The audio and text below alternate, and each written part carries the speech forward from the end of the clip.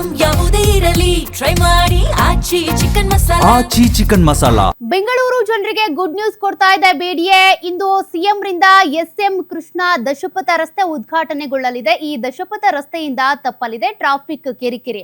ಇವತ್ತು ಕೆಂಪೇಗೌಡರ 517ನೇ ಜಯಂತಿ ಪ್ರಯುಕ್ತ ರಸ್ತೆ ಲೋಕಾರ್ಪಣೆಗೊಳ್ಳಲಿದೆ. ಮಾಗಡಿ ರಸ್ತೆಯಿಂದ ಮೈಸೂರು ರಸ್ತೆಗೆ ಇನ್ನು ಸಂಚಾರ ಸುಲಭ ಆಗುತ್ತೆ. 107 ಕಿಲೋಮೀಟರ್ ಉದ್ದ, 100 ಮೀಟರ್ ಅಗಲವಿರುವಂತಹ ದಶಪಥ ರಸ್ತೆ ಇದು. 631 ಕೋಟಿ ರೂಪಾಯಿ ವೆಚ್ಚದಲ್ಲಿ ಬಿಡಿಎ ನಿರ್ಮಾಣ ಮಾಡಿರುವಂತಹ ದಶಪಥ ರಸ್ತೆ. ಮಾಗಡಿ ರಸ್ತೆಯ ಕಡಬಗೆರೆ ಕ್ರಾಸ್ನಿಂದ ಚೊಲ್ಲಘಟ್ಟದವರೆಗೆ ನಿರ್ಮಾಣವಾಗಿರುವಂತಹ ರಸ್ತೆ. ಕೆಂಪೇಗೌಡ ಲೇಔಟ್ನ ಮೂಲಕ ಹಾದು ಹೋಗಿರುವ ರಸ್ತೆ ಇದಾಗಿದ್ದು, ಸಿಗ್ನಲ್ ಮುಕ್ತ ಮತ್ತು ಟೋಲ್ ರಹಿತ ಸಂಚಾರಕ್ಕೆ ಅವಕಾಶ ಕಲ್ಪಿಸಿಕೊಡಲಾಗುತ್ತೆ. ಬೆಂಗಳೂರಿನ ಪಶ್ಚಿಮ ಮತ್ತು ಉತ್ತರ ಭಾಗವನ್ನ ಸಂಪರ್ಕಿಸುವ ಪ್ರಮುಖ ರಸ್ತೆ ಇದು. ಉದ್ಘಾಟನೆ ಬಳಿಕ ಬಿಡಿಎಯಿಂದ 15 ಲಕ್ಷ ಸಸಿ ನೆಡುವ ಕಾರ್ಯಕ್ರಮವೂ ಇದೆ.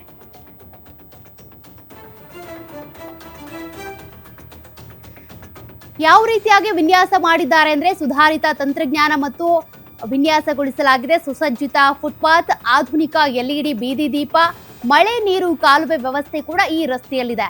ಪ್ರಯಾಣದ ಸಮಯ 30% ನಿಂದ 40% ಕಡಿಮೆ. ಆರ್ಥಿಕ ವಲಯಕ್ಕೆ ಬೂಸ್ಟ್ ನೀಡಲಾಗುತ್ತೆ.